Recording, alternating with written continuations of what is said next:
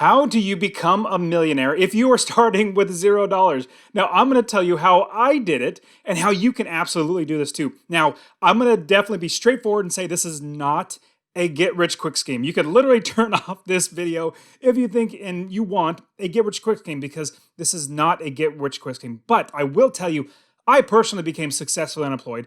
I quit my job at 37 years old.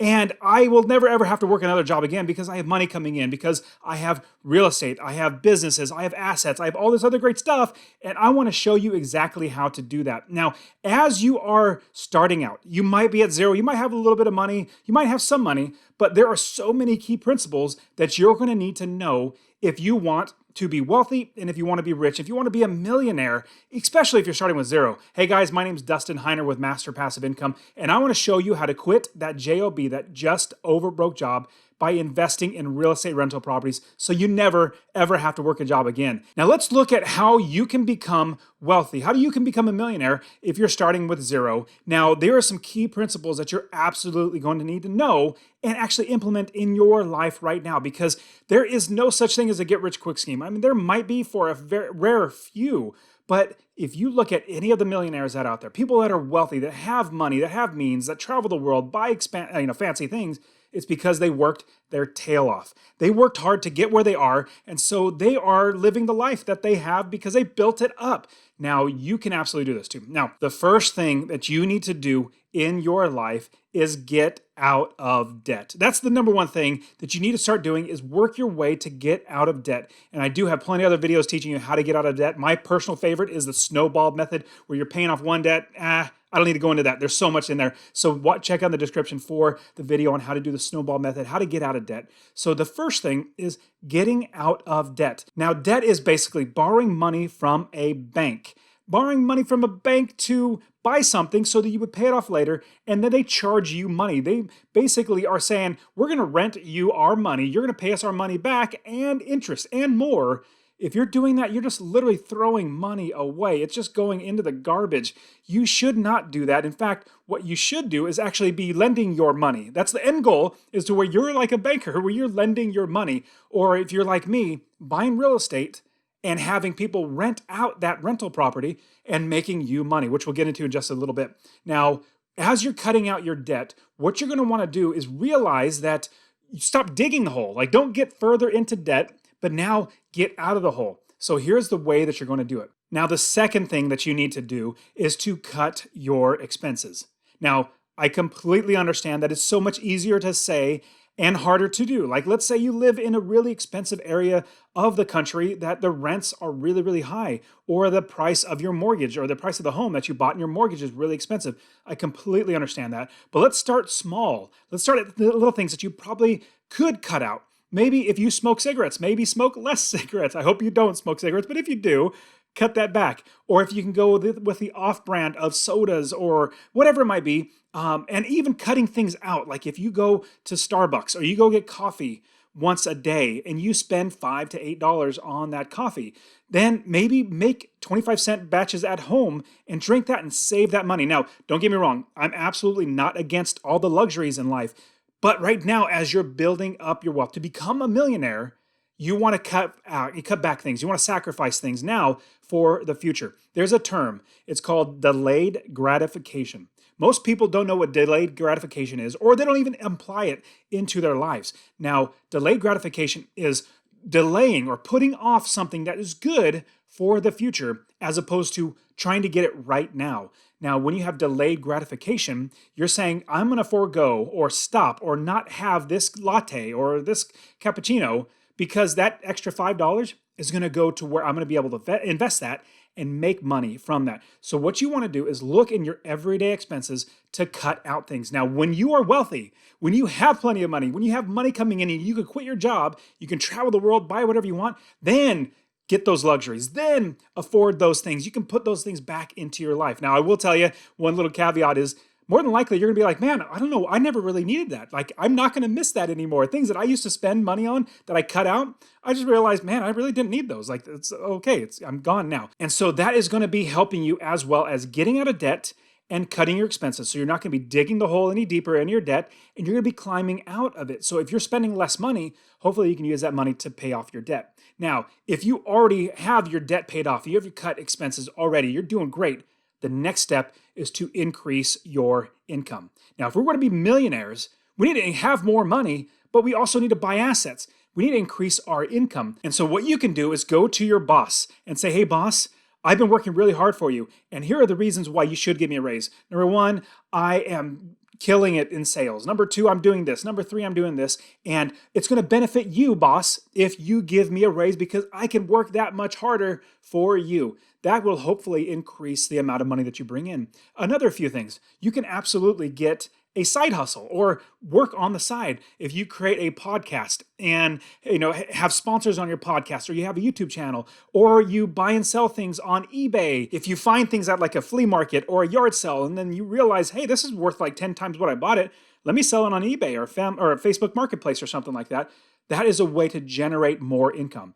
Man, even drive for Uber. Drive for Uber and make more money. You can even create an Etsy account, etsy.com, and sell things on Etsy. It could be even a downloadable, like a printable thing where you do it one time and just keep selling it and you make money. There are so many different ways to make money. In fact, I actually have another podcast, another YouTube channel. It's called Successfully Unemployed, where I teach how you can actually become successfully unemployed. And I've also interviewed people, experts who are successfully unemployed. So look in the description for Successfully Unemployed as well, but you can even just type search Successfully Unemployed in YouTube and you'll absolutely find that as well. Now, as you are working on these things, you're getting out of debt, you're cutting your expenses, you're increasing your income, the next thing that you want to do is save for future investing. That is by far one of the best things that you can do. And the fourth thing that you need to do is to save for an emergency fund. Now, I can't stress this enough.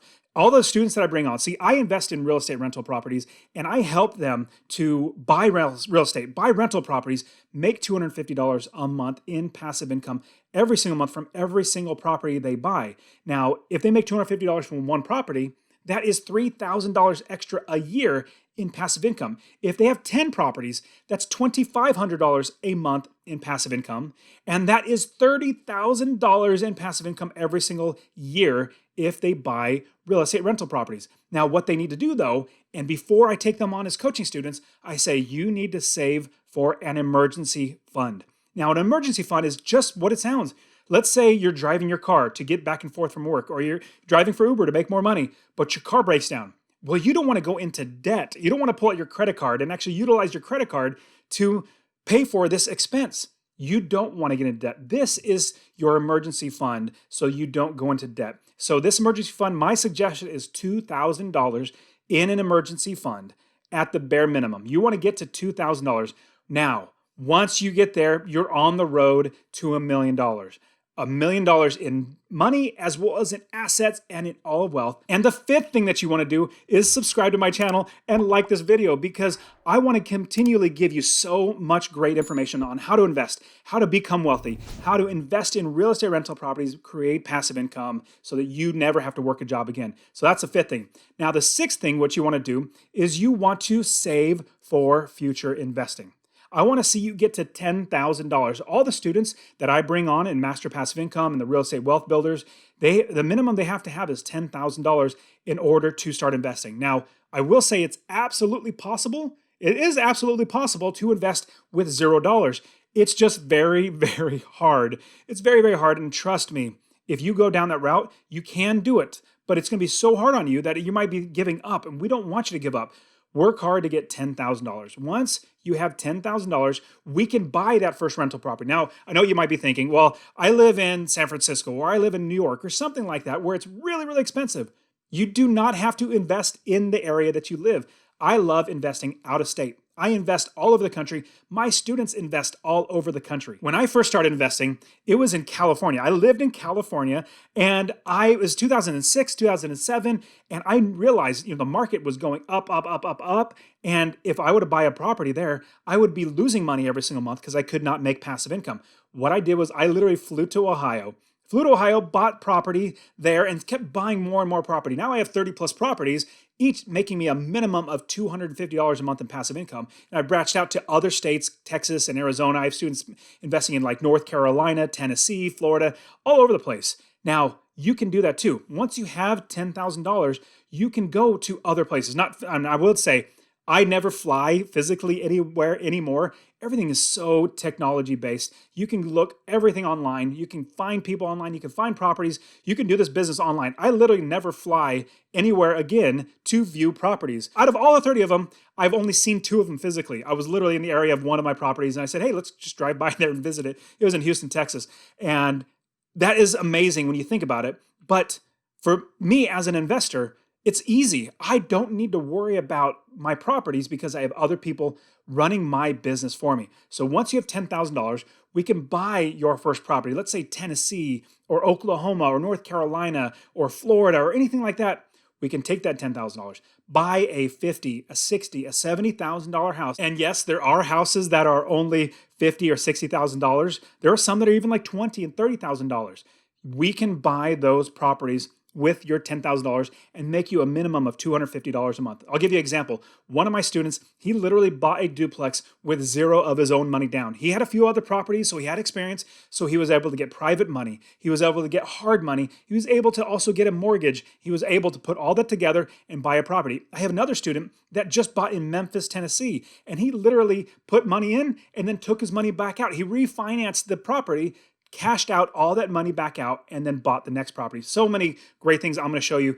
Stick with me. Remember, subscribe to the channel so you can keep getting all this great information on how to do this. The next step is you must build the business first. You're going to hear me say this all the time because nobody else is saying this. No other real estate investor talks to you about this, or nobody who's teaching real estate will tell you that you need to build the business first. They'll just tell you, find a property, analyze the numbers, make sure it's going to make you money, then buy it. And I'm going to tell you that if you do that, you're going to lose money. In fact, I love buying properties off of people who do that because they do it wrong. And then they're fed up. They're like, just take this property away from me. I don't want this property anymore. It's a headache. I hate these tenants. I hate dealing with them. I don't want to have it. Take it. And I buy it for pennies on the dollar, which is great because they're just fed up. They just want to get rid of it. What you want to do is build the business first. And now, quick, broad overview, and I have so many other videos teaching you how to do this, but you want to make sure you have the right people in place. Property managers, realtors, home inspectors, wholesalers, roofers, plumbers, handymen, contractors, all these other people. You want to have all these people ready to do work for you in the business. Now, here's the biggest thing out of building the business is you're going to have your property manager. They're like your quarterback. Your property manager is your quarterback, making sure that you're scoring, making sure that you're making money. Now, here's the big pro tip I'm going to give you. You hire the right property manager, and there are tips and ways to actually find the right and hire the right property managers, not ones that are going to steal from you, but you listen to them. They are the experts. I'll tell you, I have hundreds of students who invest all over the country, and they ask me, well, Dustin, what do you think about this area? I'm like, well, I'm not the expert. You're not the expert. Who is the expert? It's the people on the ground working there. So as you're buying your properties, you're not buying them unless your property manager or your realtor or your home inspector, like everybody else, signs off on it. They're the experts. We're going to rely on them. Now, once you've built the business, you have the right people in place, then you go out and you buy your first rental property. Now, you've already done everything else from cutting your debt to increasing your income, cutting your expenses, saving your money. Now, we got to start growing that money. We need to start making you more money. Now, there's only so much time in the day. You can't just get a second, a third, a fourth, or a fifth job. In fact, all you're doing with a job, and I like to say it's just over broke, J-O-B, just over broke. You're living just over broke because your boss is only paying you enough to keep you working and not so much that takes money out of their pockets. Now, you need to get paid for your value. When you work a job, you're trading an hour for money. We don't want to do that. We want to get passive income that makes us money over and over again. The properties that I buy, that I make $250 a month in passive income, when I buy those properties, I literally don't do any more work on those properties and I make money year after year. And then I could pass that down to my kids and they can make money year after year. And I'll tell you, I literally only work 30 minutes, not a day, not a week, 30 minutes a month on all of my real estate investing because I built the business first, because I have people running the business for me, and I just make sure they're doing their job in a 30-minute period. Just look at the statements and say, okay, everything's good. Let's move on. you can do that too. The next step, and this is crucial, once you buy that first property that's making you $250 or more in passive income, do not spend that money. Do not spend that money that you make, that passive income that you make from that one property. You save it. You save that money so that you can then buy the next property. So if you take that $250 and you go get a car payment on a new car, you don't really need it, but you're like, I have money, so let me go buy a car. If you do that, you're basically eating all the profits right away. You're not able to grow that. Now, I'll tell you, this is how I did it. I did everything I've just told you how to do, and then I took that $250. In fact, my first property was like $381. I remember that check specifically. I got my check from my first property manager, $381. I didn't do a thing. The property did all the work, my property manager did all the work, and my bills were paid. That was $381. And I realized if I got 10 properties, that'd be $3,810. Wouldn't that be amazing? Now, here is also an amazing thing. I literally do not pay my insurance. I don't pay my taxes. I don't pay my mortgage. I don't pay my property manager. I don't pay any of that stuff. My tenants pay those things. And I make money in passive income. That $381 is on top of all that other stuff. I just made passive income. So what you want to do is take, like I said, that minimum of $250 from that property, save it. In 1 year, that's $3,000 extra to buy your next property. It's going to be like a snowball.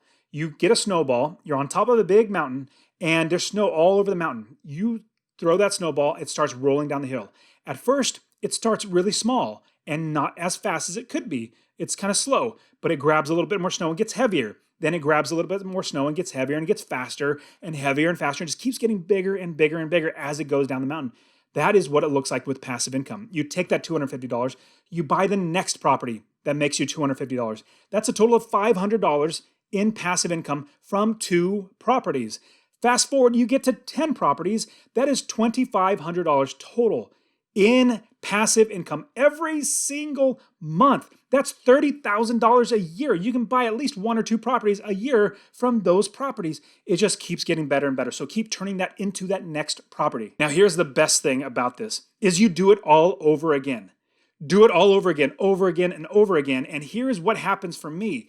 As I buy my next property, I make more money. Then I make more money to buy that next property, which makes me even more money. Every single property that I buy, I make more money. And what's so great is I've gotten mortgages, I've gotten hard money, I've used credit cards. I've literally used credit cards to buy properties. It's an advanced strategy. Don't jump into doing that. It's an advanced strategy I can show you how to do. But as I did that, I made so much money that I was then able to pay off all the debts, the credit cards, the mortgages, the private money, all that sort of stuff. I literally paid those off. And now out of the 30 plus properties, I want to say maybe 4 or 5 mortgages out of all of them. Everything else is paid off free and clear. That's literally wealth. Now, when you look at your wealth, if you want to be a millionaire, it's cash and assets, things that make you money and things that are worth more. If you have 10 properties that are worth $100,000 each, that's $1 million right there. You can absolutely do this. And I want to show you how to do this. Watch this video right here. Subscribe to my channel. You guys are awesome. Become a millionaire. You absolutely can do this. We'll see you guys.